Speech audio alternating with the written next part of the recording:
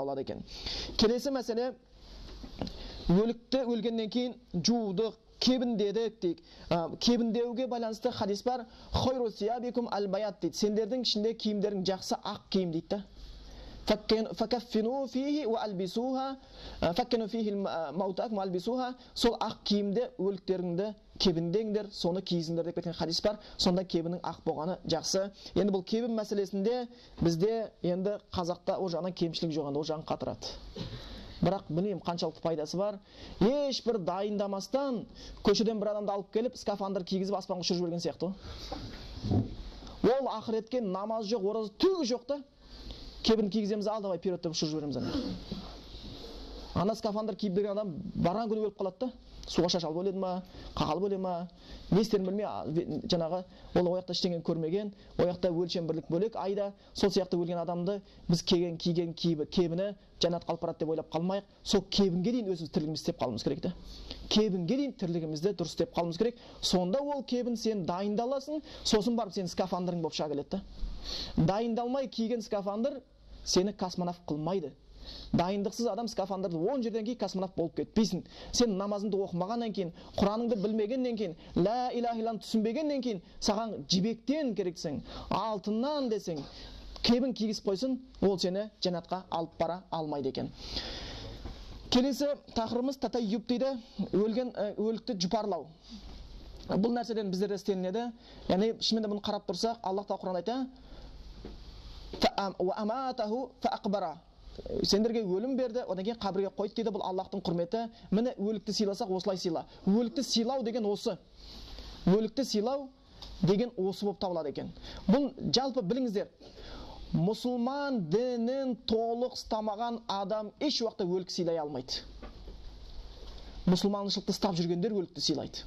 Бұны солар құрметтейді. Қалғандардың бәрі өлікті сыйлап жүрген жоқ. Өлікті қинап жүрсіне тонна тас тастап. Пайғамбар Мұхаммед Мұстафа саллаллаху алейхи вассалам бір күні кетіп бара жатсақ, бір кісі сахабасы қабірге сүйеніп отыр екен. Пайғамбар айтады: "Қабірдегі қинамасайшы" дейді. Бір адамның жамбастап сүйенгеннен қабірдегі қиналатын болса, оның үстіне 10 тонна, 20 тонна кірпішті апарып қалап тастап, сен қаяқтан рахат беріп жатсың оған? Қандай рахат беріп жатсың сен? Сен өзіңе тек қана атақ керек болды, басқа ештеңе емес. Яки болмаса, аңқау елге арамза молда деген сияқты, бір молданың айтыр, осыған ақшасы бар адам екен, қарсы ештеңе айтпай ақ қойыншы деген сияқты жасырғанына байланысты, сонымен кетіп қалдың, сөйттің де соны ойлап жатсың. Ой, бір өлік аунап түсті дейсің да, үстіңе көрейікші, кірпіш бастырып қойып аунап түсерсің сосын. Бұл және бір нәрсе өлікті сыйлауда, бұл жаңа әтірлеу дейді. Оны жуғаннан кейін, кебінден кейін иза ажмартумул маййита фажмиру саласын деп кететін хадис бар. Бұл Ахмадтан жеткен хадис екен. Егер сендер өліктеріңді әтірлесеңдер, тақ қылып әтірлеңдер дейді. Оның өзі айтылып кеткен. Қалай осылай емес? Ажмиру саласын тақ қылып, 3 рет тақ қылып әтірлеңдер дейді. Оның өзінде бір есебі, жолы бар екен. Одан кейін өліктің жаназасын көтеру, оған да сауап айтылған. Пайғамбарымыз Мұхаммед Мұстафа саллаллаху алейхи вассаламнан жеткен хадистерде айтады: "Кімде кім барып жаназаға қатысатын болса, оған бір қырат сауап" дейді. Қырат деген Ухуд тауының үлкендігіндей. Араб Медина қаласының үлкен таудың біреусі Ухуд тауы. Ухуд тауындай сауапты қаяқта жатыр дейсің, айтылып жатқан жоқ қой. Сондай сауап дейді.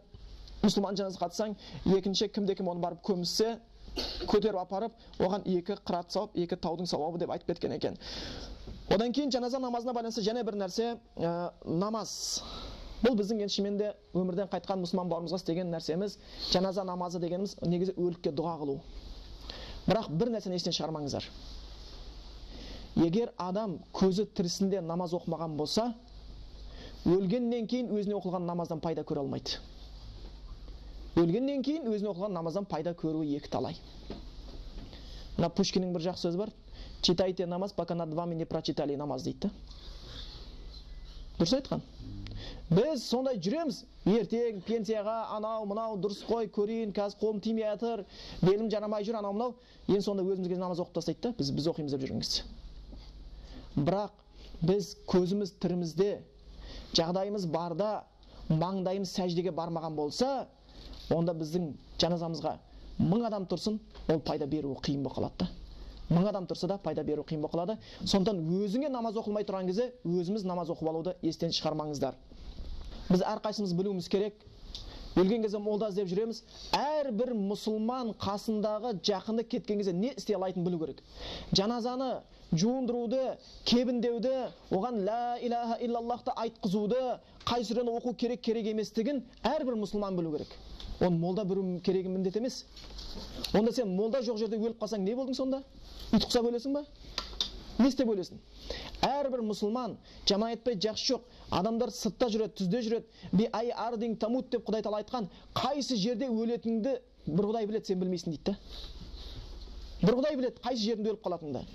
Сонда жақсы жолдастан көретін пайдаң, егер сен ол жерде мұсылман болатын болса, ол дінді білетін болса, онда ол сені арулайды, ол сені кебіндейді, ол сені жуады, ол сені шаяды, ол сені жаназаңды шығарады. Ал білмесе, оның пайдасы жоқ болып қалады. Сондықтан бір молда кімге жете берсін, кімнің өлігіне жете берсін. Сол үшін бұл жаназаны әрбір мұсылман білу керек. Ол қиын емес. Өзі 4-ақ такбір. Аллаху акбар, Аллаху акбар, Аллаху акбар, Аллаху акбар 4 такбір айтасың. Арасында бірінші ракаатта субханакаллаху бихамдиканы айтасың, ханафи мазхабы бойынша. Екіншісінде салауатты айтасың, намаз айтып жүрген Аллахумма солли аля саййид Мухаммад, Аллахумма солли аля Мухаммад ва аля Мухаммад деген айтасың, салатул ибрахимия деген. Үшіншісінде сен мәйітке дұға қыласың, төртіншісінде такбірін бересің, сонымен намазыңды сәлем беріп бітіреді екенсің. Сонда шынымен бұл намаз жайында білуіміз керек. Ол жаңағы дұғасын білуіміз керек. Бір осы қиссаның бірісінде айтады, ілгері өткен мұсылмандардан екен. Бір мұсылман бауырым қайтыс болды дейді, сосын оның жаназасы шығарылатын болды. Қасында көп жүріппіз, бірге тұрыппыз, бірге мешітке барыппыз, бірге ораза ұстаппыз, бірге садақа таратыппыз дейді. Жаңа мұсылман бауырым жақсы жерлер көп еді дейді. Оны өледі деп ойлаған жоқпын дейді. Өліп кетті, жаназасы болатын болды. Жууына қатыстық, кебуіне қатыстық, жаназасына тұрдық дейді. Сол кезде мен жаназа намазындағы дұғаны білмейтінім есіме сол кезде бірақ түсті дейді. Өлмейтін сияқты жүре береміз ғой. Бітті. Еш уақытта. Ал өлетініміз нақты болатын болса, онда дайындалып жүру керек та. Не істеу керек екендігін біліп жүруіміз керек. Самолеттің бәрінде аварийный нәрсеге байланысты нәрсені алып жүреді та. Ана аварийный каска, кислородный жаңағы береді маска, аварийный есіктер, воздушный подушкалар, ремендер, бүкіл не қояды да. Бірдеңе болып қалса, креслоның астында мынандай тұр, креслоның төбесінде мынандай тұр, мынаяғында мынандай тұр дейді да. Самолет, ей, қой, авария болмаймыз ғой деп ұшып жүре бермейді да. Әр ұшқан сайын авария боламыз деп ұшпайды ғолар. Осы ұшып баратқанымыз авария болып қалуымыз мүмкін деп ұшпайды ғой. Авария болмайықшы деп ұшады да. Сөйтіп әр самолетқа барған кезде дайындалады да. Ал біз ол самолет авария болмай қалуы мүмкін 1000 рет ұшса да. Бірақ біз қанша 1000 жыл өмір сүрсек те точно өлетініміз нақты да. Сонда ол нәрсеге дайындалып жүруіміз керек. Кислородный маскамызды да, парашютымызды да, бүкіл нәрсемізді, ла иляха илламызды да, Құранымызды, намазымызды дайындап жүруіміз керек. Егер оны дайындамасақ, ал енді аспаннан, самолеттен парашют секіріп көр. Осы айтады, сол бауырым қайтыс болды, сосын жаназа намазын оқыдым дейді. Бірінші ракағатында Фатиха сүресін оқыды, енді Хамбали мазхабында солай келеді. Бірінші ракағатта, яғни бірінші такбирден кейін Фатиханы оқыдым, екіншісінде салауатты оқыдым, оны айтыр білем ғой, намазда қолданып жүрген. Үшіншісі бауырыма дұға жасайтын кезде не істеу керек екенін білмей қаптым дейді. Қандай дұға айтам? Сасып қалдым да, сосын былай деп айттым дейді. Е Алла, мынау бауырым қайтыс болды, сенің